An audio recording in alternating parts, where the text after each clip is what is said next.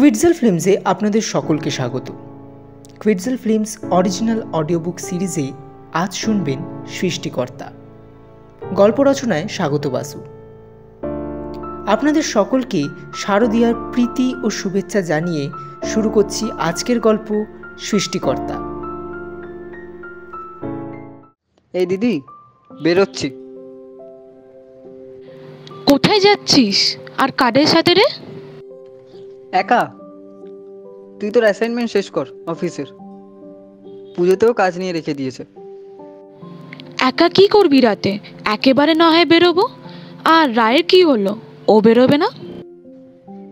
হ্যাঁ, আজ শেষ দেখা। আমি বেরালাম, দেরি হয়ে যাচ্ছে বুঝলি। মানে? টাটা, রেডি থাকিস 6টার সময়। শুনে যা।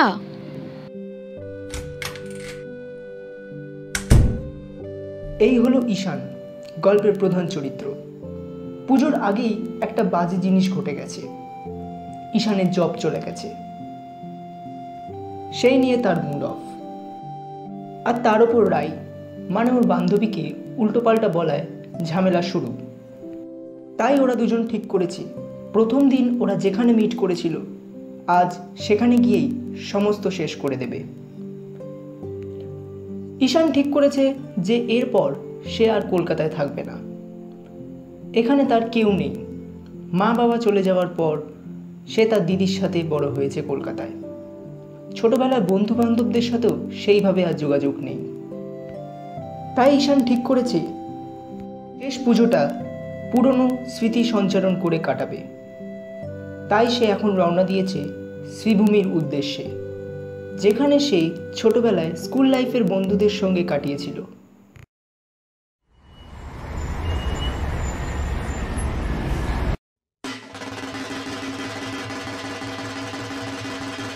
শ্রীভূমি পৌঁছে ঈশান দেখল সেখানে প্রচুর লোকের ভিড়। শুধু লোক নয়, প্রচুর প্রেস এবং মিডিয়াও সেখানে উপস্থিত। আপনারা দেখতেই পাচ্ছেন প্রচুর মানুষের ঢল নেমেছে। আজ সবে ষষ্ঠী, তাতেই মানুষরা বেরিয়ে পড়েছেন প্রতিমা দর্শনে।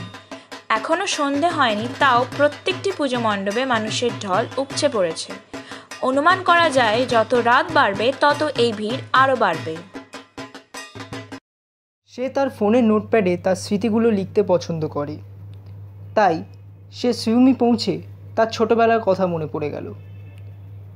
সে লিখতে শুরু করলো আর তার নাম দিল the last Kolkata Puja diaries. Class 9-10-এ এখানেই আসতাম। 5 জনের গ্রুপ, একটুও পাল্টায়নি। সেই ভিড়, সেই লোকের উল্লাস। এখানেই লেগে যেত 1 ঘন্টা। ভিতরে ঢুকতে আরও 1 ঘন্টা। সেই ভলেন্টিয়ারদের তাড়া, আর আমরাও ছবি না তুলে বেরোবো না। আর ছবি তোলার পর প্যান্ডেলের বাইরে এসে ছবির কম্পিটিশন, কে ভালো তুলেছে কে খারাপ তুলেছে, এইভাবেই দিনগুলো কেটেছিল। দারুণ ছিল দিনগুলো। সে লিখতে লিখতে পুজো মণ্ডপের ভেতরে ঢুকলো। তারপর স্মৃতিচারণ করতে বেরিয়ে পড়ল কুমোরটুলি পার্কের উদ্দেশ্যে।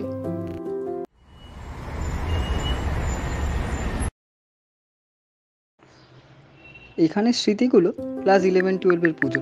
মা বাবার থেকে পারমিশন নিয়ে একটু দূরে বেরোনো হতো। দূরে বলতে ওই কুমোরটুলি অবধি। একটা গণ্ডি ছিল। এখানে আস্তে আস্তে দুপুর হয়ে যেত। সেই সৌরভ আর সৌমিক খালি পুজো মণ্ডপ থেকে বেরোনোর পর খাওয়া খাওয়া করে যেত আর প্যান্ডেলের পাশের মেলাতে ঢুকতো। আর তার সাথে আমাদেরও ঢুকতে হতো।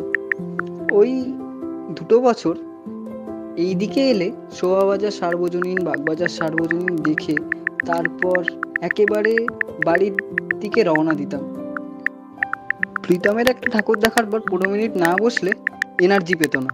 প্ল্যানিংয়ের সময় এখানে যাব ওখানে যাব, আর ঘুরতে বেরোনোর সময় এই অবস্থা। সে প্রতিটি পূজা মণ্ডপে গিয়ে তার স্মৃতিগুলো নোটপ্যাডে নোট করছিল। আর তার চোখের কোণে আলতো একটু জল ছিল, কারণ তখন তার কাছে সব কিছুই ছিল, কিন্তু আজ তার কাছে আর কিচ্ছু নেই। সব শেষে ঈশান রওনা দিল 1 নম্বর সার্বজনীনের উদ্দেশ্যে, যেখানে রাইয়ের সঙ্গে দেখা করার কথা। ঈশান 1 নম্বর সার্বজনীন পৌঁছে রাইকে দেখতে পেল না। সে একটা ছোট্ট চায়ের স্টলে অপেক্ষা করছিল। হঠাৎ একটা মহিলার অ্যানাউন্সমেন্ট তার কানে এলো। হ্যালো হ্যালো, আপনারা কেউ গ্যাদারিং করবেন না, সোজা হয়ে চলুন, আস্তে আস্তে যান, প্রতিমা দেখার সুযোগ সবারই মিলবে। এইবার আমাদের 50তম পুজো বার্ষিকী। এই আমাদের পুজো মণ্ডপ এবং প্রতিমার জন্য সেরা পুজোর 14টি এবং সেরা প্রতিমার 5টি অ্যাওয়ার্ড পেয়েছে। আমাদের কর্মকর্তাদের প্রণাম জানিয়ে স্টেজে আসার অনুরোধ করছি।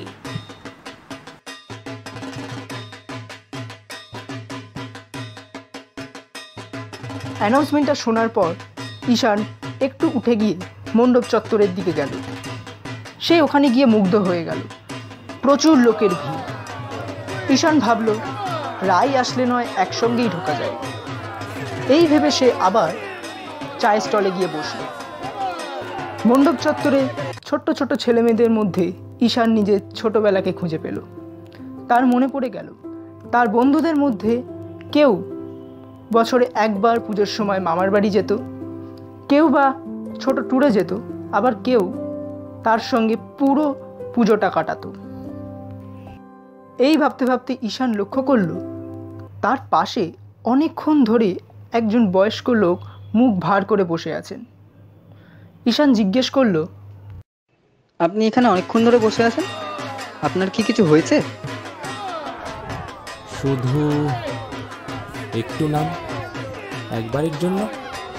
আমি ঠিক বুঝলাম না, একটু খুলে বলবেন?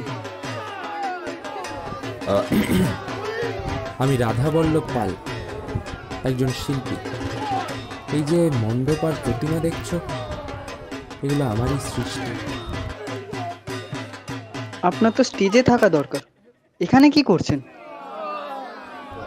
আমার কি সেই ক্ষমতা আছে এই ভিড়ের মধ্যে গিয়ে বলবো যে এটা আমার সৃষ্টি, আর ওরা আমার নামটা স্টেজে বলবে? তাহলে আপনি এখানে কাউকে বলেননি কেন? কে আমার কথা শুনবে? সবাই নিজের আনন্দে মেতে আছে, সেটা থাকারই কথা। আমি হলেও তাই করতাম। আমি ক্লাব থেকে কোনো আমন্ত্রণপত্র পাইনি, কিন্তু আমি দেখতে এসেছিলাম আমার সৃষ্টি লোকের পছন্দ হয়েছে কিনা।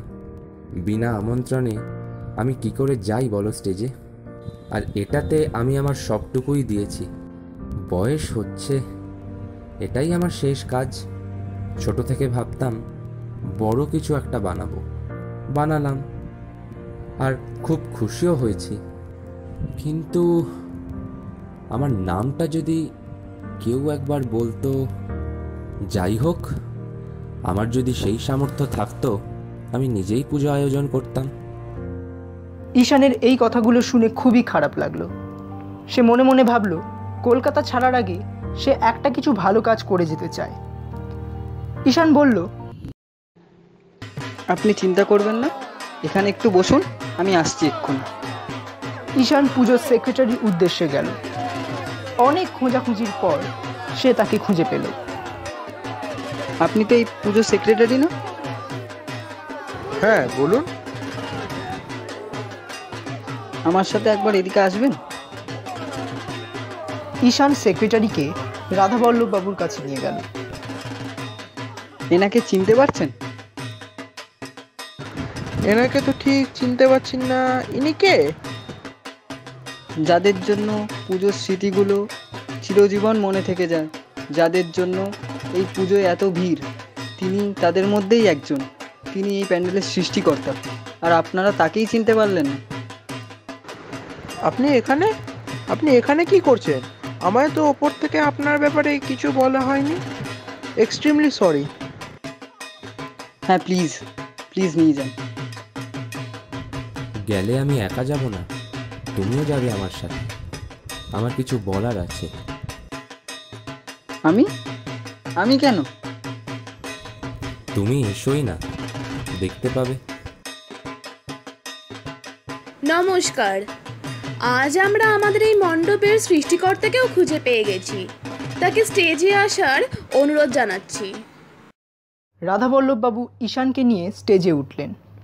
উঠে সবার সামনে কিছু কথা বললেন। সকলকে জানাই শারদীয়ার প্রীতি ও শুভেচ্ছা। আমি কোনোদিন এতজন লোকের সামনে কথা বলিনি, বা বলতে পারেন সুযোগও পাইনি।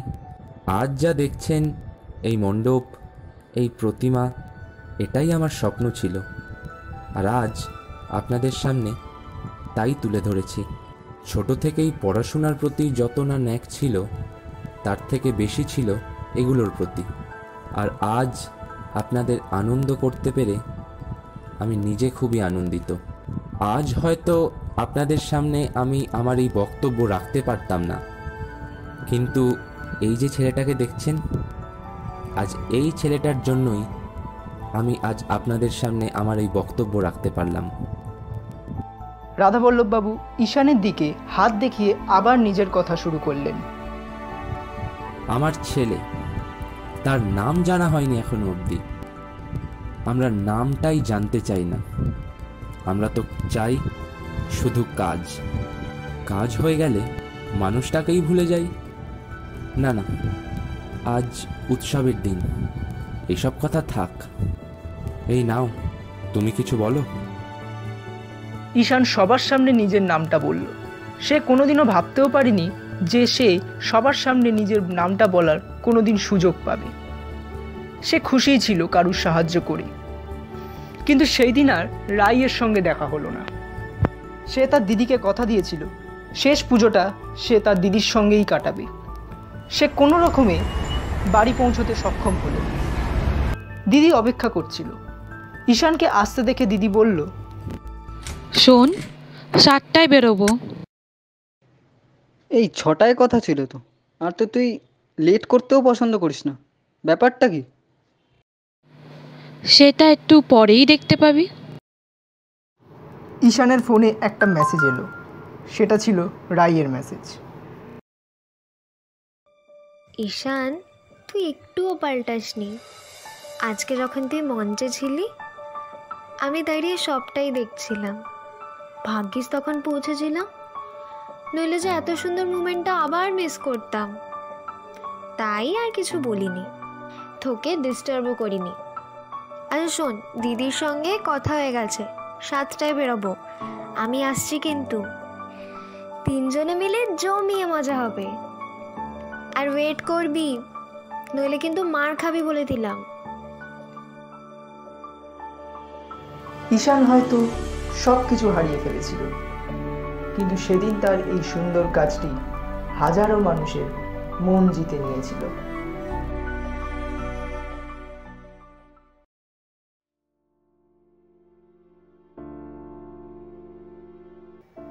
শুনছিলেন সৃষ্টিকর্তা।